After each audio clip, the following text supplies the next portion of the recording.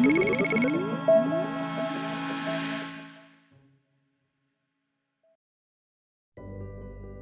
guys, pernah gak sih kalian bertanya bagaimana tanah bisa terbentuk dan ada pada planet bumi ini? Nah, agar pertanyaan tadi bisa terjawab, pembelajaran kali ini kita akan membahas lapisan terluar dari kulit bumi, yaitu pedosfer, atau sering kita sebut lapisan tanah. Pedosfer merupakan lapisan paling atas dari lapisan bumi. Terbentuknya pedosfer atau tanah yang terjadi di permukaan bumi merupakan contoh dari adanya siklus pedosfer itu sendiri.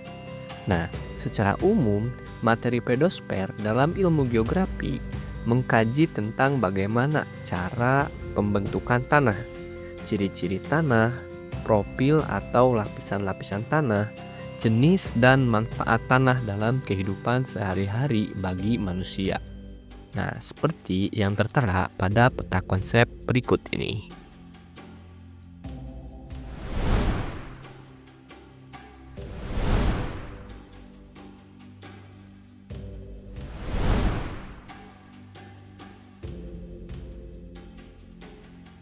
Guys, mari kita mulai pembahasan pedosfer dari pengertian pedosfer itu sendiri. Pedosfer adalah lapisan paling atas dari kerak bumi yang terdiri dari komponen tanah. Pedosfer berfungsi sebagai tempat berlangsungnya berbagai kehidupan di planet bumi. Istilah pedosfer berasal dari kata Yunani, yaitu pedon yang berarti tanah dan spaira yang berarti bola.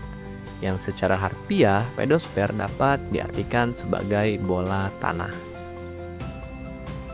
Nah, pertanyaannya, bagaimana tanah bisa ada di permukaan bumi?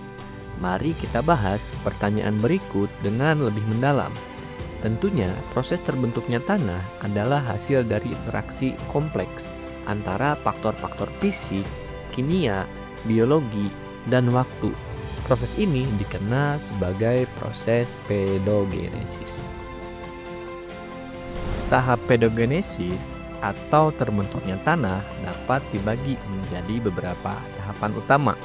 Tahap pertama dalam proses awal terbentuknya tanah adalah pelapukan batuan induk yang menjadi bahan dasar tanah. Pelapukan ini dipengaruhi oleh iklim seperti sinar matahari, suhu, cuaca, dan lain sebagainya. Pelapukan dapat terjadi melalui 3 proses, yaitu pelapukan fisik, pelapukan kimia, dan pelapukan biologis. Untuk pelapukan fisik, batuan pecah menjadi fragmen kecil akibat perubahan suhu, tekanan, atau aktivitas mekanis seperti air mengalir dan angin. Sementara pelapukan kimia, batuan bisa pecah menjadi fragmen kecil akibat reaksi kimia seperti larutnya mineral tertentu oleh air. Sementara untuk pelapukan biologis, batuan pecah menjadi fragmen kecil akibat aktivitas organisme, seperti akar tanaman yang menembus batu-batuan. Setelah tahap pertama, di mana batuan induk melapuk, masuklah pada tahap kedua, yaitu transportasi dan akumulasi bahan organik. Bahan organik, sisa-sisa organisme seperti daun, ranting, dan jasad makhluk hidup yang mati diurai oleh mikroorganisme menjadi humus. Selanjutnya masuk pada fase perkolasi, di mana air membawa partikel-partikel mineral dan akumulasi organisme ke lapisan tanah yang lebih dalam, yang telah mengalami pelapukan dari asalnya yaitu batuan induk. Tahap selanjutnya yaitu pencampuran antara lapukan batuan dan akumulasi organisme sehingga terbentuknya lapisan tanah atau sering disebut dengan horizon tanah yang akan kita bahas pada materi selanjutnya.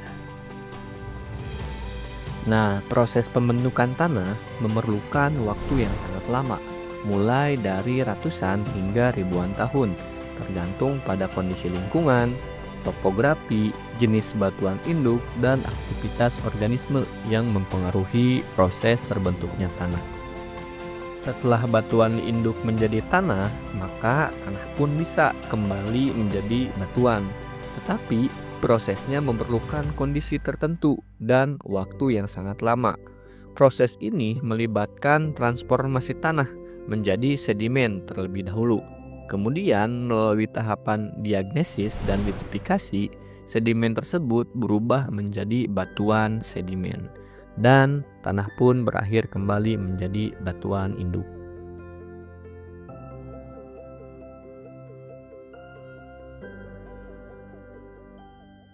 Terima kasih banyak telah menyaksikan video ini. Saya harapkan kalian semua menikmati dan mendapatkan informasi berharga dari pembahasan kali ini. Jangan lupa untuk memberikan like, subscribe, dan menyalakan lonceng notifikasi agar tidak ketinggalan konten-konten menarik lainnya di channel ini. Tetaplah mau belajar dan tetaplah semangat. See you!